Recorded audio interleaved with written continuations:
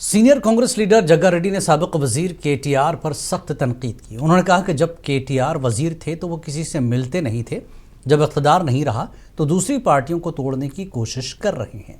जग्गा रेड्डी ने सवाल किया कि वज़ीर आला को प्रेस क्लब आने के लिए कहने वाले केटीआर कौन हैं।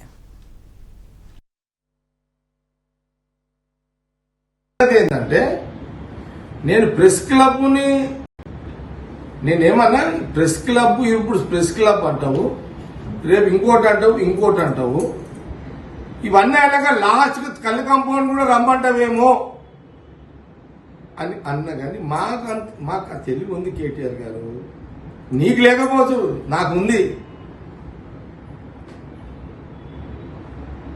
మీ ప్రెస్ క్లబ్ సంబంధించిన జర్నలిస్ట్ సోదరులతోటి ఈ బట్టబాజ్ మాటలు బక్వాజ్ మాటలు నమ్మకండి.